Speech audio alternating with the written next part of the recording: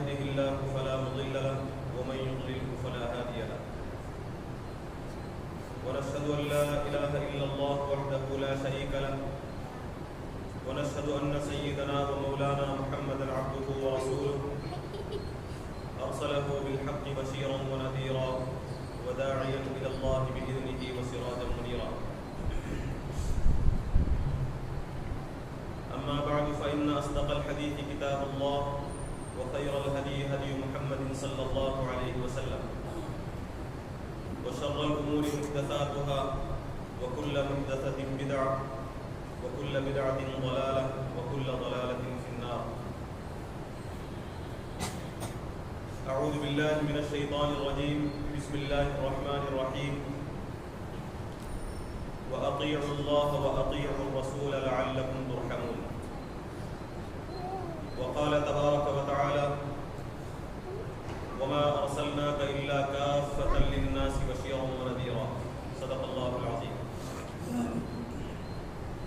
رب اشرح لي صدري ويسر لي أمري واحلل عقدة من لساني يفقهوا قولي. سبحانك لا علم لنا إلا ما علمتنا إنك أنت العليم الحكيم. قابل احترام معزز بزرگوں، محترم نوجوان دوستوں اور بھائیوں،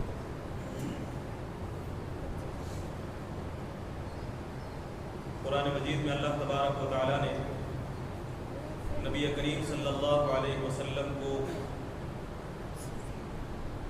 رحمت للعالمین کا لقب عطا فرمایا. ہم نے اس کے بارے میں تفصیلی باتیں سماعت کی ہیں کہ نبی کریم صلی اللہ علیہ وسلم صرف اہل ایمان کے لیے نہیں بلکہ عام انسانوں کے لیے بھی رحمت ہے. اہل ایمان کے لیے، عام انسانوں کے لیے، یہاں تک کہ جانوروں کے لیے بھی آپ صلی اللہ علیہ وسلم رحمت بن کر اس دنیا میں تشریف لائے. بلکہ نبی کریم صلی اللہ علیہ وسلم کی تعلیمات سے یہ واضح ہوتا ہے کہ شجر و حجر تک کے لیے آپ صلی اللہ علیہ وسلم کو رحمت بنا کر اس دنیا میں بھیجا گیا. نبی کریم صلی اللہ علیہ وسلم کی صفات میں انتہائی عظیم ترین صفت رحمت ہے، اور یہ رحمت جو آپ صلی اللہ علیہ وسلم کو عطا ہوئی، قرآن مجید نے بیان کیا کہ اللہ تبارک و تعالیٰ کی طرف سے عطا کی. فَبِمَا رَحْمَةٍ مِّنَ اللَّهِ لِنْتَ لَهُ. یہ اللہ تعالیٰ کی طرف سے آپ کو دی گئی رحمت ہے جس کی وجہ سے آپ لوگوں کے لیے نرم ہیں. اور اس اعتبار سے آپ صلی اللہ علیہ وسلم رحیم بھی تھے. یہ جو رحمت ہے آپ صلی اللہ علیہ وسلم کی، یہ آپ صلی اللہ علیہ وسلم کا اہم ترین وصف ہے، آپ کی سیرت کا اہم ترین رخ ہے. لیکن یہ حقیقت ہمارے ذہن میں رہنی چاہیے کہ رحمت للعالمین ہونا آپ صلی اللہ علیہ وسلم کی زندگی کا، آپ کی سیرت کا ایک رخ ہے. آپ صلی اللہ علیہ وسلم کی سیرت کا ایک رخ یہ بھی ہے کہ آپ صلی اللہ علیہ وسلم ناراض ہوتے تھے، آپ صلی اللہ علیہ وسلم کو غصہ آتا، آپ صلی اللہ علیہ وسلم غضبناک ہوتے تھے. آپ کی زندگی کا یہ جو پہلو ہے، آپ کے رحمت للعالمین ہونے کو واضح کرتے ہوئے عام طور سے اس پہلو سے صرف نظر کیا جاتا ہے، اس پہلو سے انسان کی نگاہیں ہٹ جاتی ہیں. نبی کریم صلی اللہ علیہ وسلم کے بارے میں اللہ تعالیٰ نے قرآن میں فرمایا کہ اِنَّكَ لَعَلَىٰ خُلُقٍ عَظِيمٍ. آپ اخلاق کے عظیم مرتبے پر فائز ہیں. اخلاق کے عظیم مرتبے پر کسی کے فائز ہونے کا مطلب یہ ہرگز نہیں ہے کہ انہیں غصہ نہیں آتا، ہرگز یہ مطلب نہیں کہ وہ ناراض نہیں ہوتے. نبی کریم صلی اللہ علیہ وسلم کے اعلیٰ اخلاق، اس کا اثر تھا، اس کا نتیجہ یہ تھا کہ احادیث سے اس بات کی وضاحت ہوتی ہے، بخاری اور مسلم کی روایات سے یہ معلوم ہوتا ہے کہ نبی کریم صلی اللہ علیہ وسلم نے اپنی ذات کے معاملے میں کسی سے انتخاب نہیں کیا. آپ کی ذات کو کوئی تکلیف ہوئی، آپ کو کوئی پریشانی لاحق ہوئی تو آپ نے ان سے انتقام نہیں لیا. لیکن دین کے معاملے میں اللہ تعالیٰ کے احکام کو ذلیل و رسوا کرنے کی اگر کوشش کی گئی، اللہ تعالیٰ کے احکام کی خلاف ورزی اور نافرمانی کی گئی تو آپ صلی اللہ علیہ وسلم کو غصہ آیا. آپ غصہ کرتے تھے، آپ ناراض ہوتے تھے، یہاں تک کہ حدود اللہ کے معاملے میں آپ صلی اللہ علیہ وسلم نے کسی کی رعایت نہیں فرمائی. نبی کریم صلی اللہ علیہ وسلم کے بارے میں فرمایا گیا کہ آپ نے زندگی میں کبھی بھی کسی عورت پر ہاتھ نہیں اٹھایا، کسی خادم کو آپ نے نہیں مارا صلی اللہ علیہ وسلم، لیکن جب جنگ کا معاملہ ہوتا، میدان جہاد میں آپ صلی اللہ علیہ وسلم ہوتے ہیں، یا پھر کسی حد کے معاملے میں کوئی معاملہ آپ کے سامنے آتا، اللہ تعالیٰ کے حکم کی خلاف ورزی کے نتیجے میں سزا دینے کی کوئی بات ہوتی، تو آپ صلی اللہ علیہ وسلم نے نہ کسی عورت کی رعایت کی نہ کسی مسلمان کی رعایت۔ تو آپ کا اخلاق عظیم پر فائز ہونے کا مطلب، آپ کے رحمت للعالمین ہونے کا مطلب یہی تھا کہ آپ ہر معاملے میں رحم فرماتے تھے، نافرمانیوں کے معاملے میں بھی آپ رحم فرماتے نہیں۔ قرآن مجید کی جو آیت میں نے آپ کے سامنے پیش کی، ہم بار بار سنتے ہیں، نبی کریم صلی اللہ علیہ وسلم کے بارے میں اللہ تعالیٰ نے جہاں یہ فرمایا ہے کہ وما ارسلناک الا کافۃ للناس، کہ اے نبی صلی اللہ علیہ وسلم ہم نے آپ کو تمام انسانوں کے لیے بھیجا ہے، بشیراً و نذیراً، تمام انسانوں کی طرف خوشخبری دینے والا بنا کر بھیجا ہے۔ وہیں آپ صلی اللہ علیہ وسلم کے بارے میں ایک دوسری صفت بھی بیان فرمائی کہ نذیر بنا کر بھیجا ہے، ہم نے آپ کو ڈرانے والا بنا کر بھی بھیجا ہے۔ نبی کریم صلی اللہ علیہ وسلم کا کام صرف نیکیوں پر خوشخبری دینا نہیں تھا، بلکہ برائیوں پر، نافرمانیوں پر ڈرانا، تنبیہ کرنا، سزائیں دینا بھی آپ صلی اللہ علیہ وسلم کی ذمہ داری میں شامل تھی۔ یہ دونوں صفات آپ صلی اللہ علیہ وسلم کی، ہم نے آپ کو خوشخبری دینے والا بنا کر بھیجا ہے اور ڈرانے والا بنا کر بھیجا ہے۔ آپ صلی اللہ علیہ وسلم کے رحمت للعالمین کا مطلب کہ آپ رحیم ہیں، آپ صابر ہیں، آپ حلیم ہیں، آپ بردبار ہیں۔ اس کا مطلب یہ ہے کہ آپ کا رحمت للعالمین ہونا صرف ان لوگوں کے لیے ہے جو اللہ تعالیٰ کی رضا چاہتے ہیں۔ اسے اچھی طرح ذہن میں رکھنا چاہیے، جو لوگ اللہ تعالیٰ کی رضا چاہتے ہیں، اللہ تعالیٰ کی نافرمانی سے بچنا چاہتے ہیں، بالفرض ان سے نافرمانی ہو جائے تو اس پر انہیں شرمندگی ہوتی ہو، نافرمانی پر اصرار نہیں کرتے، نافرمانی پر جری نہیں ہوتے، یا پھر اللہ تعالیٰ کے رحیم ہونے کا غلط فائدہ اٹھا کر نافرمانی میں آگے نہیں بڑھتے چلے جاتے، ایسے لوگوں کے لیے آپ صلی اللہ علیہ وسلم رحمت ہے۔ آپ صلی اللہ علیہ وسلم رحمت ان لوگوں کے لیے نہیں ہے جو نافرمانی پر جری ہے، آپ کے رحمت للعالمین ہونے کا، اللہ تعالیٰ کے رحیم ہونے کا ناجائز فائدہ اٹھا کر گناہوں پر گناہ کرتے چلے جاتے ہیں، یا پھر گناہوں پر جری ہیں، گناہوں پر اصرار کرتے ہیں، گناہوں پر شرمندگی نہیں۔ رحمت للعالمین کا بعض لوگوں نے، یہ بہت بڑی غلط فہمی ہے لوگوں کے اندر کہ آپ صلی اللہ علیہ وسلم کو ہر معاملے میں رحمت تصور کرتے ہیں، یعنی آپ صلی اللہ علیہ وسلم اچھے اور برے دونوں کے لیے رحیم ہیں۔ نبی کریم صلی اللہ علیہ وسلم فرما بردار اور نافرمان دونوں کے لیے رحمت ہے۔ نبی کریم صلی اللہ علیہ وسلم خدا کے وفادار کے لیے بھی اور اللہ کے غدار کے لیے بھی رحیم ہے۔ یہ جو تصور ہے رحمت للعالمین کا، رحمت للعالمین کا یہ تصور قرآن مجید کے خلاف، قرآن و سنت کے خلاف۔ قرآن مجید کے آیات کا مطالعہ کر کے دیکھیں، اللہ تبارک و تعالیٰ نے ایک جگہ پر تو فرمایا، ابتدا میں نے جو آیت آپ کے سامنے پیش کی، اللہ تعالیٰ فرماتا ہے کہ اطیعوا اللہ و اطیعوا الرسول، تم اللہ کی اطاعت کرو اور اللہ کے رسول کی اطاعت کرو، لعلکم ترحمون، تاکہ تم پر رحم کیا جائے۔ یعنی رحم ان لوگوں پر کیا جائے گا جو اللہ اور اس کے رسول کی اطاعت کرنے والے ہیں۔ خدا کے نافرمانوں کے لیے رحمت نہیں ہے، خدا کے گنہگاروں کے لیے رحمت نہیں ہے۔ لعلکم ترحمون، تم پر رحم کیا جائے کب؟ جبکہ تم اللہ کی بھی اطاعت کرو اور اللہ کے رسول کی بھی اطاعت کرو۔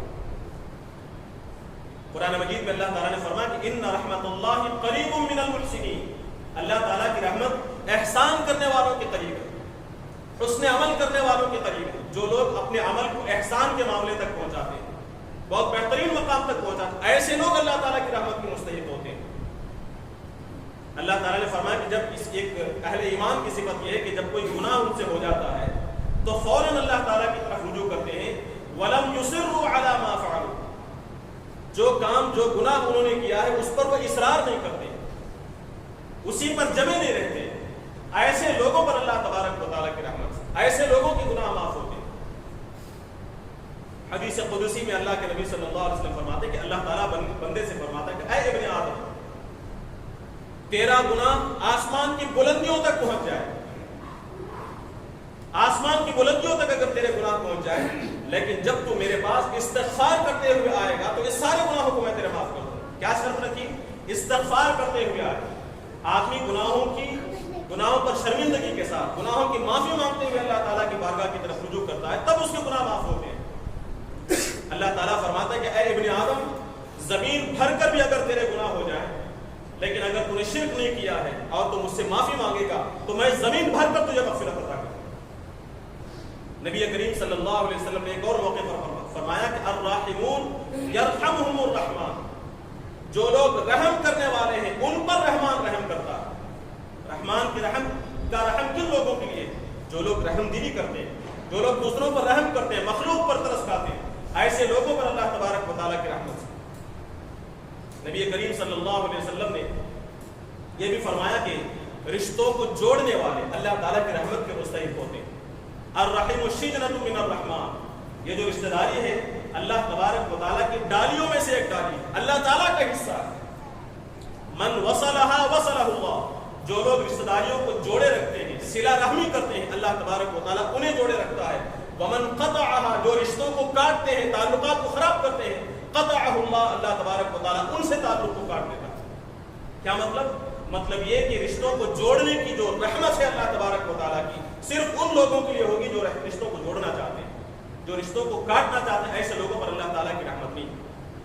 اسی طرح نبی کریم صلی اللہ علیہ وسلم کی رحمت کی طرف آپ توجہ فرمائیں۔ نبی کریم صلی اللہ علیہ وسلم فرماتے ہیں کہ من رغب عن سنتی فلیس منی، بڑی مشہور حدیث ہے، جو شخص میری سنتوں سے روگردانی کرتا ہے، میرے طریقے سے صرف نظر کرتا ہے، میرا طریقہ اختیار نہیں کرتا، میری سیرت پر عمل نہیں کرتا، اس کا مجھ سے کوئی تعلق نہیں۔ کون فرما رہے ہیں؟ جنہیں ہم رحمت للعالمین کہتے ہیں، جن کے بارے میں ہمارا یہ تصور ہے کہ ہم کچھ بھی کرتے رہیں نبی کریم صلی اللہ علیہ وسلم ہم پر رحم کریں گے، نبی کریم صلی اللہ علیہ وسلم ہم سے محبت کریں گے۔ حضور نے فرمایا نہیں، اس کا مجھ سے کوئی تعلق نہیں ہے جو میری سنتوں پر عمل نہیں کرتا، میرے طریقے کی پیروی نہیں کرتا۔ نبی کریم صلی اللہ علیہ وسلم نے ایک اور موقع پر فرمایا کہ من عادی لی ولیا فقد آذنتہ بالحرب، جو میرے دوست سے دشمنی کرے گا، جو میرے ولی سے دشمنی کرے گا۔ ولی سے مراد آج کل جو تصور ہے ولی کا وہ نہیں، اللہ تبارک و تعالیٰ کے احکامات پر عمل کرنے والا، مضبوط ایمان والا، نبی کریم صلی اللہ علیہ وسلم کی سیرت کی پیروی کرنے والا، جسے اللہ کے نبی صلی اللہ علیہ وسلم نے اپنا دوست اور اپنا محب، اپنا محبوب اور اپنا ولی قرار دیا۔ ایسے فرد سے جو شخص دشمنی کرے گا فقط آدمتہ بالحرب، میں اس کے خلاف اعلان جنگ کرتا ہوں۔ کون فرما رہے ہیں؟ رحمت للعالمین، یعنی رحمت للعالمین نے ایسے لوگوں کے خلاف جنگ کا اعلان فرمایا ہے جو اللہ کے نبی سے محبت کرنے والے، اللہ کے نبی سے تعلق رکھنے والوں سے دشمنی کرتے ہیں۔ قرآن مجید میں سود کی تشریح اللہ تبارک و تعالیٰ نے بیان فرمائی۔ سود کیا ہے، سود کی قباحت کیا ہے، سود کی وضاحت کرنے کے بعد، سود کا گناہ بیان کرنے کے بعد اللہ تبارک و تعالیٰ فرماتا ہے کہ جو لوگ سود کی اس قباحت کو سمجھنے کے باوجود، سود کے گناہ ہونے کو جاننے کے باوجود اس سودی معاملے میں ملوث رہتے ہیں، فَإِن لَمْ تَفْعَلُوا، اگر انہوں نے سود سے توبہ نہیں کی، سودی معاملے سے اپنے آپ کو نہیں بچایا، بلکہ مختلف بہانوں سے سود میں ملوث رہے، یہ کہہ کر کہ ہندوستان دارالحرب ہے، یہاں سود لینا جائز ہے، جھوٹے بہانے کر کے، یا پھر یہ کہہ کر کہ سود نہیں ہے بلکہ پروفٹ ہے، یا پھر یہ کہہ کر کہ یہ سود نہیں ہے سروس چارج ہے، یہ کہہ کر جو لوگ سود کو الگ الگ اچھے ناموں سے جائز قرار دینے کی کوشش کرتے ہیں، اللہ تعالیٰ کو دھوکہ دینے کی کوشش کرتے ہیں، اللہ نے فرمایا فَإِن لَمْ تَفْعَلُوا، اگر انہوں نے اپنے آپ کو گناہوں سے نہیں بچایا، فَأْذَنُوا بِحَرْبٍ مِّنَ اللَّهِ وَرَسُولِهِ، ایسے لوگوں کے خلاف اللہ تبارک و تعالیٰ اعلان جنگ کرتا ہے اور اللہ کے رسول جنگ کا اعلان کرتے ہیں۔ یعنی معلوم یہ ہوا کہ نبی کے امتیوں میں ایسے بھی ہوں گے جن سے اللہ کے نبی صلی اللہ علیہ وسلم کو محبت نہیں ہوگی، بلکہ ان کے خلاف نبی کا اعلان جنگ ہوگا۔ رحمت للعالمین جس کے خلاف اعلان جنگ کرے انہیں سوچنا چاہیے، غور کرنا چاہیے۔ نبی کریم صلی اللہ علیہ وسلم نے ایک موقع پر جبکہ ایک اعلیٰ خاندان کی خاتون نے چوری کی، بہت مشہور واقعہ جس کا نام فاطمہ تھا، صحابہ نے آ کر گزارش کی، سفارش کی اللہ کے رسول صلی اللہ علیہ وسلم، بڑے اونچے خاندان کی ہے، پورے معاشرے میں اس کی بدنامی ہوگی، آپ معاف کر دیں، نظر انداز کر دیں، چوری ثابت ہو گئی ہے۔ نبی کریم صلی اللہ علیہ وسلم غضبناک ہوتے ہیں اور صحابہ پر غصہ کرتے ہیں کہ اللہ تعالیٰ کے حد کے معاملے میں، دین کے معاملے میں تم لوگ میرے پاس سفارش کرتے ہو۔ پچھلی قومیں اسی وجہ سے تباہ و برباد ہوئی کہ بڑے اور اونچے لوگوں کے ساتھ انہوں نے نرمی کا معاملہ کیا، کمزور لوگوں کو انہوں نے دیا، کمزور لوگوں کو کے اوپر حدود انہوں نے جاری کی۔ اس وقت اللہ کے نبی صلی اللہ علیہ وسلم نے فرمایا کہ خدا کی قسم میری سگی بیٹی فاطمہ بھی چوری کرتی تو میں اس کا بھی ہاتھ کاٹ دیتا۔ یہ کوئی جذباتی جملہ نہیں تھا، نبی کریم صلی اللہ علیہ وسلم کا اعلان تھا کہ اگر میری بیٹی بھی اس قسم کا کوئی عمل کرے تو اس کا ہاتھ بھی میں کاٹ کروں. حدود اللہ کے معاملے میں آپ صلی اللہ علیہ وسلم نے رعایت نہیں فرمائی. یہاں آپ صلی اللہ علیہ وسلم کی رحمت نہیں تھی. رحمت للعالمین کا مطلب یہ نہیں کہ کسی نے گناہ کیا ہو آپ صلی اللہ علیہ وسلم معاف کر دیں, کسی نے کچھ بھی کیا ہو آپ صلی اللہ علیہ وسلم سفارش کر دیں. قرآن خود یہ فرماتا ہے کہ اگر کوئی شخص بدکاری کرے, سورہ نور کے آغاز کا مطالعہ کرے, اگر کوئی شخص زناکاری کرے اسے 80 کوڑے مارے جائیں, مردوں اور عورتوں کو 100 کوڑے مارے جائیں. اس کے بعد اللہ تبارک و تعالی فرمایا کہ اس سزا کے معاملے میں لا تأخذکم بہما رأفۃ فی دین اللہ, اللہ تعالیٰ کے دین کے معاملے میں تمہارے اندر رحم دلی پیدا نہیں ہونی چاہیے. یعنی اگر اللہ کے نبی صلی اللہ علیہ وسلم سزا کے معاملے میں رحم فرماتے تو قرآن کے خلاف ہوتا, اللہ تعالیٰ کے خلاف. خود قرآن کا اعلان ہے کہ دین کے معاملے میں, حدود اللہ کے معاملے میں لوگوں کے دلوں کے اندر رحم دلی نہیں ہونی چاہیے, سخت دلی ہونی چاہیے. لا تأخذکم بہما رأفۃ, تمہارے دل میں رحم دلی نہ ہو ایسے لوگوں کو سزا دینے کے معاملے میں. نبی کریم صلی اللہ علیہ وسلم کے پاس غامدیہ کو لایا گیا. ایک خاتون ہے جن سے بدکاری ہو گئی. انہیں احساس ہوا اللہ کے نبی صلی اللہ علیہ وسلم کے پاس آتی ہیں اور اپنے جرم کا اقرار کرتی ہیں کہ اللہ کے رسول صلی اللہ علیہ وسلم مجھ سے گناہ ہو گیا. نبی کریم صلی اللہ علیہ وسلم کی رحمت کیا تھی؟ نبی کی رحمت یہ ہے کہ اس وقت اللہ کے نبی صلی اللہ علیہ وسلم نے اس سے ثبوت طلب نہیں کیا, آپ نے صرف نظر کیا, چہرہ گھما لیا. وہ دوسری طرف آ کر کہتے ہیں اللہ کے رسول صلی اللہ علیہ وسلم مجھ سے گناہ ہوا ہے, مجھے سزا دیجیے, مجھے پاک کیجیے. آپ صلی اللہ علیہ وسلم چہرہ موڑتے ہیں, لوگوں سے یہ نہیں کہتے کہ اس کی گواہ تلاش کرو. یہ ہے رحمت آپ صلی اللہ علیہ وسلم. کیوں؟ اس لیے کہ آپ چاہتے تھے کہ گواہ اور ثبوت موجود نہیں ہے, یہ عورت چلی جائے اور اللہ تعالیٰ سے معافی مانگے, دنیا کی سزا سے وہ بچ جائے. لیکن جب عورت بار بار اقرار کرتی ہے اور یہ کہتی ہے کہ آپ صلی اللہ علیہ وسلم مجھے جھوٹا سمجھ رہے ہیں, حالانکہ اس سے میں حاملہ ہو گئی, جب جرم ثابت ہو جاتا ہے تو اللہ کے نبی صلی اللہ علیہ وسلم پھر اور ایک رحمت کا مظاہرہ کرتے ہیں کہ جب اس بچے کی ولادت ہو جائے پھر تشریف لانا, پھر آنا. بچے کی ولادت کے بعد آتی ہے, آپ صلی اللہ علیہ وسلم پھر واپس بھیجتے ہیں کہ جب بچہ تیرے دودھ کا محتاج نہ ہو, کھانے پینے کے قابل ہو جائے تب آ جا. وہ عورت پھر اس کے بعد آتی ہے جب معلوم ہوتا ہے کہ بچہ کھانے پینے کے قابل ہو گیا. تو چونکہ گناہ ثابت ہو چکا تھا, اللہ کے نبی صلی اللہ علیہ وسلم نے غامدیہ کو رجم کی سزا دی. وہاں رحم نہیں کیا آپ صلی اللہ علیہ وسلم. رحم یہ تھا کہ وہ خود اللہ کی طرف رجوع کرے اور استغفار کرے, لیکن جب گناہ ثابت ہو گیا تو رحم آپ صلی اللہ علیہ وسلم نے نہیں فرمایا, اسے سزا دی. ایک اور واقعہ روایات میں آتا ہے, ایک شخص شراب کے جرم میں اللہ کے نبی صلی اللہ علیہ وسلم کے پاس لایا گیا. اس کا شراب پینے کا جرم ثابت ہوا تو اللہ کے نبی صلی اللہ علیہ وسلم نے لوگوں سے فرمایا کہ فضربوا, اسے مارو. تو صحابہ فرماتے ہیں کہ ہم میں سے بعض لوگوں نے کپڑے سے مارا, بعض لوگوں نے ہاتھ سے مارا, بعض لوگوں نے جوتوں سے مارا اس شخص کو. کس کا حکم تھا؟ رحمت للعالمین کا, جو تمام عالم کے لیے رحمت بنا کر بھیجے. انہوں نے فرمایا کہ مارو اسے, تو صحابہ نے مارا. پھر اس کے بعد اللہ کے نبی صلی اللہ علیہ وسلم فرماتے ہیں کہ فَكَبِّتُوهُ, اسے ملامت کرو تاکہ وہ گناہ سے باز آ جائے, اسے شرمندہ کرو. تو صحابہ فرماتے ہیں کہ بعض لوگوں نے جا کر کہا کہ کیا تجھے اللہ تعالیٰ کا خوف نہیں ہوا, کیا تجھے رسول اللہ صلی اللہ علیہ وسلم سے شرم نہیں آئی, تاکہ وہ گناہ سے بچ جائے. اسی موقع پر بعض لوگوں نے اس شخص سے کہا کہ اللہ تعالیٰ تجھے ذلیل و رسوا کرے. اللہ کے نبی صلی اللہ علیہ وسلم نے فوراً منع کیا کہ نہیں, ایسا مت کرو. آپ غور کر کے دیکھیں رحمت للعالمین کس حد تک رحمت للعالمین ہے, کہاں تک رحمت کی گنجائش ہے اور کہاں گنجائش نہیں. جب سزا جرم ثابت ہو جاتا ہے تو حضور صلی اللہ علیہ وسلم مارنے کا حکم دیتے ہیں اور اسے گناہ پر شرمندہ کرنے کے لیے ملامت کرنے کا حکم دیتے ہیں. لیکن جب لوگ اسے بددعا دیتے ہیں کہ اللہ تعالیٰ تجھے رسوا کرے, اللہ کے نبی صلی اللہ علیہ وسلم منع فرما دیتے ہیں اور یہ کہتے ہیں کہ نہیں, ایسا مت کہو, ایسا کہہ کر تم اسے گناہ پر جری کر دو گے, ایسا کہہ کر تم شیطان کی مدد کر رہے ہو. بس بلکہ اس کے برخلاف تم یہ کہو کہ اللہم اغفر لہ وارحمہ, اے اللہ تو اسے معاف فرما اور اس پر رحم فرما. یہ ہے رحمت للعالمین. رحمت للعالمین کا مطلب یہ نہیں کہ آدمی گناہ کرے تب بھی اسے معافی دی جائے, آدمی نافرمانی کرے تب بھی آپ صلی اللہ علیہ وسلم سے محبت کرے, یہ مطلب ہرگز نہیں ہے رحمت للعالمین کا. ایک صحابی فرماتے ہیں کہ میں نے اپنے لباس کو پیلے رنگ میں رنگ دیا اور اللہ کے نبی صلی اللہ علیہ وسلم کے پاس آئے. میرے لباس کو دیکھ کر آپ صلی اللہ علیہ وسلم ناراض ہوئے کہ یہ کیسا زرد رنگ کا کپڑا تمہیں پہنا, گہرے پیلے رنگ کا کپڑا مردوں کے لیے مناسب نہیں تھا. نبی کریم صلی اللہ علیہ وسلم کی ناپسندیدگی کو دیکھنے کے بعد میں نے آپ صلی اللہ علیہ وسلم سے پوچھا کہ کیا میں اسے دھو دوں؟ رسول اللہ صلی اللہ علیہ وسلم نے فرمایا کہ نہیں، احرقہما، اسے جلا دو ان دونوں۔ یہ نبی کریم صلی اللہ علیہ وسلم کے رحمت ہونے کا مطلب کہ آپ صلی اللہ علیہ وسلم کسی گنہگار کو دیکھتے ہیں، گناہوں کی طرف بڑھتا ہوا دیکھتے ہیں تو اسے گناہوں سے بچانے کی کوشش کرتے ہیں، گناہوں سے بچنے کے راستے بتاتے ہیں، استغفار کے طریقے بتاتے ہیں، لیکن جب گناہ ہو جاتا ہے تو اسے حکم دیتے ہیں کہ اللہ تعالیٰ کی طرف رجوع کرو۔ گناہ ثابت ہو جاتا ہے اور حد اس پر جاری کرنی ہو تو تب اس پر رحم نہیں کیا جاتا، حد جاری کی جاتی ہے۔ یہ نبی کریم صلی اللہ علیہ وسلم کی رحمت کا اصل مطلب ہے۔ یہ غلط مطلب لوگوں نے لے لیا ہے کہ چاہے کچھ بھی کر لیا جائے، نبی کریم صلی اللہ علیہ وسلم رحیم ہے، رحم دل ہے، ہمیں معاف فرما دیں گے، ہماری سفارش کروا دیں گے، ہم کچھ بھی کرتے چلے جائیں گے۔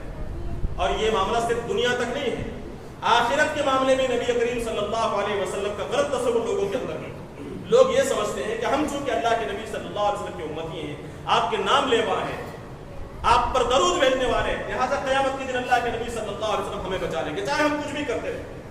یہ صرف تصور نہیں ہے بلکہ یہ تعلیم دی جاتی ہے، یہ ترغیب دلائی جاتی ہے، ایسے اشعار اور ایسے کلام پیش کیے جاتے ہیں جس سے لوگوں کو گناہوں پر جری کر دیا جاتا ہے کہ لوگوں تمہیں ڈرنے کی کوئی ضرورت نہیں۔ کہا جاتا ہے کہ عاصیوں، خوف عصیاں کا کرتے ہو کیوں؟ اے گنہگاروں، نافرمانی کا، گناہوں کا خوف کیوں کرتے ہو؟ اللہ تعالیٰ فرماتا ہے کہ گناہوں سے ڈرو، اللہ کی نافرمانی سے ڈرو، لیکن لوگ یہ تعلیم دے رہے ہیں کہ لوگ گناہوں سے ڈرنے کی کیا ضرورت ہے؟ عاصیوں، خوف عصیاں کا کرتے ہو کیوں؟ ناخدا ہے محمد تو ڈرتے ہو کیوں؟ پار جس نے ہزاروں کے بیڑے کیے، ایک تمہارے سفینے کی کیا بات ہے؟ یعنی جس نے ہزاروں کے بیڑے پار کر دیے، تمہارا بھی بیڑا پار ہو جائے گا۔ گناہوں سے ڈرنے کی ضرورت نہیں، خوف کیوں کرتے ہو گناہوں سے؟ قرآن کہتا ہے کہ جو شخص اللہ تبارک و تعالیٰ سے غیب کی حالت میں ڈرتا ہے اس کے لیے مغفرت ہے۔ من خشی الرحمن بالغیب الذین یخشون ربهم بالغیب لهم مغفرہ، جو لوگ غیب کی حالت میں اللہ تبارک و تعالیٰ سے ڈرتے ہیں ان لوگوں کے لیے مغفرت ہے۔ وَأَمَّا مَنْ خَافَ مَقَامَ رَبِّهِ، جو شخص اپنے رب کے سامنے کھڑے ہونے سے ڈرتا ہے، وَنَهَى النَّفْسَ عَنِ الْهَوَىٰ، اپنے نفس کو گناہوں سے بچاتا ہے، خواہشات نفس سے بچاتا ہے، فَإِنَّ الْجَنَّةَ هِيَ الْمَأْوَىٰ، جنت اس کا ٹھکانہ ہے۔ اس کے برخلاف جو اللہ سے نہیں ڈرتا، گناہوں سے نہیں ڈرتا، جہنم اس کا ٹھکانہ ہے۔ اور ہم تعلیم دے رہے ہیں کہ ڈرنے کی کوئی ضرورت نہیں، اللہ کے نبی معاف کروا دیں گے۔ قیامت کا حال بالکل الگ ہوگا، احادیث بتاتی ہیں، قرآن بتاتا ہے کہ قیامت میں اللہ تبارک و تعالیٰ کے فیصلے کے خلاف کھڑے ہونے کی کسی کے اندر ہمت نہیں ہوگی۔ ہم یہ کہتے ہیں کہ اللہ تبارک و تعالیٰ کا جب فیصلہ ہو جائے گا کسی شخص کے بارے میں کہ وہ جہنمی ہے، اللہ کے نبی صلی اللہ علیہ وسلم آئیں گے اور اسے پکڑ کر جنت میں داخل کریں گے۔ یعنی قیامت کے دن گویا کہ ہم نے نبی کا یہ مقام بتایا ہے کہ نبی قیامت کے دن اللہ تعالیٰ کے خلاف کھڑے ہوں گے، اللہ کے فیصلے کے خلاف کھڑے ہوں گے۔ کیا تصور ہے، کیا عقیدہ ہے جو لوگوں کے دلوں میں بٹھایا جا رہا ہے؟ نہیں، قیامت کے دن کا یہ نقشہ خود اللہ کے نبی صلی اللہ علیہ وسلم نے بیان فرمایا ہے کہ آپ صلی اللہ علیہ وسلم فرماتے ہیں کہ دو قسم کے لوگ ایسے ہیں، صنفان، دو قسم کے لوگ ایسے ہیں، لن تنالہما شفاعتی یوم القیامہ، کہ قیامت کے دن ان کے حق میں میری سفارش نہیں ہوگی، میں ان کے حق میں جنت کی سفارش نہیں کروں گا۔ کون ہے؟ امام ظالم غشوم، ایسا امام، ایسا حکمران جو کہ ظلم کرنے والا ہے، تکلیف میں مبتلا کرنے والا، لوگوں کے ساتھ ناانصافی کرنے والا، ایسے شخص کے حق میں میری سفارش نہیں ہوگی۔ اور وَكُلُّ ظَالِمٍ، اور ہر وہ شخص جو دین کے اندر غلو کرنے والا ہے اور غلو کرنے کے نتیجے میں دین سے نکل جانے والا ہے، یعنی جو شخص اللہ کے نبی صلی اللہ علیہ وسلم کی لائے ہوئے دین میں غلو کرتا ہے، دین میں جس حکم کا جو مقام ہے اسے اس مقام سے اونچا کر دیتا ہے، سنت کو فرض کا مقام دے دیتا ہے، نوافل کو سنت اور اونچا مقام دے دیتا ہے، غیر ضروری کو ضروری قرار دے دیتا ہے، ایسا دین کے اندر غلو کرنے والا نبی کریم صلی اللہ علیہ وسلم فرماتے ہیں کہ اس کے حق میں میری سفارش نہیں ہوگی۔ پھر ہم کیسے کہتے ہیں کہ ہم کچھ بھی کرتے رہے، اللہ کے نبی صلی اللہ علیہ وسلم سفارش کریں گے، اللہ کے نبی ہمیں معاف کروا لیں گے؟ نبی کریم صلی اللہ علیہ وسلم نے یہ بھی فرمایا کہ تم سب سے پہلے میں حوض کوثر تک پہنچوں گا، جو لوگ میرے پاس لائے جائیں گے میں انہیں حوض کوثر کا پانی پلاؤں گا، ان کی پیاس مٹے گی، اس طرح مٹے گی کہ پھر کبھی وہ پیاسے نہیں ہوں گے۔ ایسے موقع پر کچھ لوگ میری طرف آ رہے ہوں گے اور فرشتے انہیں لے کر دور چلے جائیں گے۔ نبی کریم صلی اللہ علیہ وسلم فرماتے ہیں کہ وہ لوگ ایسے ہوں گے جنہیں میں پہچانتا ہوں، جو مجھے پہچانتے ہیں، میں ان کو جانتا ہوں، وہ مجھے جانتے ہیں، یعنی میری امت کے لوگ۔ لیکن جب انہیں لائن سے ہٹا دیا جائے گا تو میں فرشتوں سے کہوں گا کہ انہیں کیوں ہٹایا جا رہا، یہ تو میری امت کے لوگ ہیں۔ نبی کریم صلی اللہ علیہ وسلم سے کہا جائے گا کہ آپ کو نہیں معلوم کہ آپ کے جانے کے بعد انہوں نے دین کے اندر کیا ایجادات کی، دین کے اندر کیا تبدیلیاں انہوں نے کی. آپ چلے گئے، انہوں نے دین کو بدل دیا، دین کے اندر تبدیلیاں پیدا کر دی، دین میں غلو کیا، دین کے اندر بدعات ایجاد کی. بخاری کی روایت ہے نبی کریم صلی اللہ علیہ وسلم اس وقت فرمائیں گے میں کہوں گا سحقن سحقن لمن غیر بعدی، دوری ہو اللہ تعالیٰ کی رحمت سے، دور ہو جائیں مجھ سے جنہوں نے میرے بعد میرے دین کے اندر تبدیلیاں پیدا. ہم کہتے ہیں کہ کچھ بھی کرتے رہیں اللہ کے نبی صلی اللہ علیہ وسلم معاف فرما دیں، ایسا نہیں. نبی کریم صلی اللہ علیہ وسلم نے ایک ایک کا نام لے کر کہا تھا، قریش کو مخاطب کر کے کہا تھا کہ اے قریش کے لوگوں، یا معشر قریش، اے بنی عبد مناف کی اولاد، اے عباس بن عبد المطلب، اے میرے چچا عباس، اے میری پھوپھی صفیہ بنت عبد المطلب، اے میری جگر گوشے فاطمہ، میری بیٹی فاطمہ، دنیا کے اندر مجھ سے جو لینا چاہو لے لو، لیکن قیامت کے دن میں تمہارے کام نہیں آ سکتا. نبی کریم صلی اللہ علیہ وسلم اپنے سگے چچا کے بارے میں، اپنے پیارے چچا کے بارے میں، پھوپھی کے بارے میں، اپنی بیٹی کے بارے میں فرماتے ہیں کہ قیامت کے دن میں تمہارے کام نہیں آ سکتا، تمہارا عمل، تمہارا کردار تمہارے کام آئے. ہم کہتے ہیں کہ اللہ کے نبی صلی اللہ علیہ وسلم ہمیں بچا لیں گے. حضرت عائشہ رضی اللہ عنہا ایک مرتبہ رو رہی ہے جہنم کو یاد کر کے. نبی کریم صلی اللہ علیہ وسلم نے معلوم کیا کہ اے عائشہ کیوں رو رہی ہو؟ فرمایا کہ میں نے جہنم کو یاد کر کے میرے آنسو نکلے، جہنم کو یاد کیا. اس وقت حضرت عائشہ رضی اللہ عنہا عرض کرتی ہیں کہ اللہ کے رسول صلی اللہ علیہ وسلم کیا آپ اپنے گھر والوں کو قیامت کے دن یاد کریں گے؟ نبی کریم صلی اللہ علیہ وسلم فرماتے ہیں کہ عائشہ 3 مقامات ایسے ہیں جہاں پر کوئی کسی کو یاد نہیں کرے گا. ایک وہ جگہ جہاں پر میزان ہے، جہاں پر اعمال تولے جا رہے ہیں، وہاں کس کا عمل وزنی ہوگا، ہلکا ہوگا، معلوم نہیں، ایسے موقع پر کوئی کسی کے کام نہیں آئے. دوسرا وہ مقام جہاں پر اعمال نامہ ہاتھ میں دیا جائے گا، کہ دائیں ہاتھ میں اعمال نامہ دیا جائے گا یا بائیں ہاتھ میں، کسی کو کوئی علم نہیں، وہاں کوئی کسی کے کام نہیں آئے گا. اور تیسرا پل صراط پر جب راستہ جہنم پر بچھایا جائے گا، وہاں کوئی کسی کے کام نہیں آئے گا. یہی 3 تو مقامات ہیں جہاں پر کسی کی مدد کی ضرورت ہے. اللہ کے نبی صلی اللہ علیہ وسلم نے فرمایا اعمال تولے جانے کے وقت، نام اعمال دیے جانے کے وقت، پل صراط کے وقت کوئی کسی کے کام نہیں آئے گا. ہر شخص اپنے اعمال، اپنے کرتوت اور اپنے رویے کے ساتھ وہاں پہنچے. یعنی اللہ کے نبی صلی اللہ علیہ وسلم بھی ان مقامات پر کسی کے کام نہیں آئے. اللہ کے نبی صلی اللہ علیہ وسلم جب کھلے طور سے یہ بات بیان فرما دی، کس نے کہا کہ اللہ کے نبی صلی اللہ علیہ وسلم گنہگاروں کی کچھ بھی کرتے چلے جائیں سفارش کریں؟ سفارش کا غلط تصور لوگوں نے لیا. سفارش کے مستحق کچھ لوگ ہوں گے جن کی طرف اللہ تبارک و تعالیٰ اشارہ فرمائے گا، تب کہیں جا کر ان کی سفارش کی جائے. ان لوگوں کے لیے سفارش نہیں ہے، ان لوگوں کے لیے توبہ نہیں ہے جو گناہوں پر جری ہوں، نبی کے رحمت للعالمین ہونے کا غلط فائدہ اٹھانا چاہتے ہو، کچھ بھی کرتے رہے، اللہ کے نبی صلی اللہ علیہ وسلم ہمیں بچا لیں گے، ہمیں جنت کو اٹھا دیں گے. یہ تصور رحمت للعالمین کا نہیں ہے. رحمت للعالمین کا مطلب یہ ہے کہ آپ صلی اللہ علیہ وسلم نے لوگوں کو گناہوں سے بچانے کے لیے راستہ بتایا.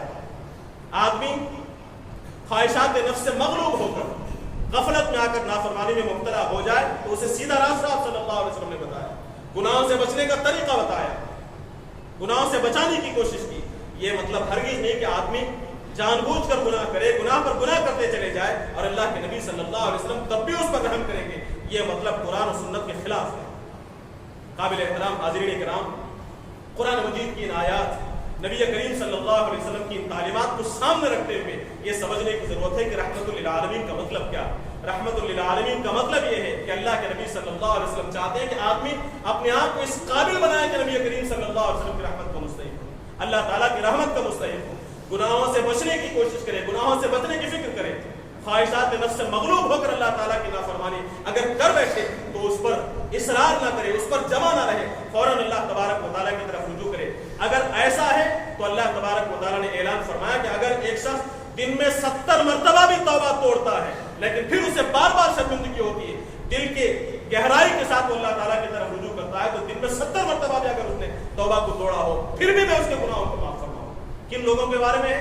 ان لوگوں کے بارے میں جو عمدن گناہ نہیں کرتے یا پھر اللہ کی رحمت کے بھروسے پر گناہ نہیں کرتے. غلطی سے گناہ ہو جاتا ہے، بار بار گناہ ہوتا ہے، لیکن ہمیشہ انہیں احساس ہوتا ہے، شرمندہ ہو کے آئندہ گناہ نہ کرنے کا عزم کر کے اللہ تعالیٰ کی طرف رجوع کرتے ہیں. ایسے لوگوں کے لیے اللہ تبارک و تعالیٰ کی توبہ ہے، ایسے لوگوں کے لیے اللہ تعالیٰ کی رحمت ہے، اور ایسے لوگوں کے لیے نبی کریم صلی اللہ علیہ وسلم رحمۃ للعالمین. اللہ تعالیٰ سے میں دعا کرتا ہوں کہ اللہ تبارک و تعالیٰ رحمت کے صحیح مفہوم کو، رحمت للعالمین کے حقیقی مفہوم کو سمجھنے کی ہمیں توفیق نصیب فرمائے، ہمیں اس قابل بنائے کہ ہم اللہ کے نبی صلی اللہ علیہ وسلم کی سفارش اور شفاعت کے مستحق بن سکیں، نبی کریم صلی اللہ علیہ وسلم کی رحمت کے بھروسے پر، نبی کریم صلی اللہ علیہ وسلم کے شفاعت کے بھروسے پر گناہ کرنے سے، گناہ پر جری ہونے سے اللہ تبارک و تعالی ہماری حفاظت فرمائے، قرآن و سنت کا گہرائی سے مطالعہ کر کے صحیح فہم اور صحیح علم حاصل کرنے کے اللہ تعالی ہم تمام کو توفیق نصیب فرمائے۔ ربنا آتنا فی الدنیا حسنۃ وفی الآخرۃ حسنۃ وقنا عذاب النار۔ بارک اللہ لنا ولکم فی القرآن العظیم ونفعنا وإياكم بالآيات والذكر الحكيم، إنه تعالى جواد كريم ملك بر رؤوف رحيم۔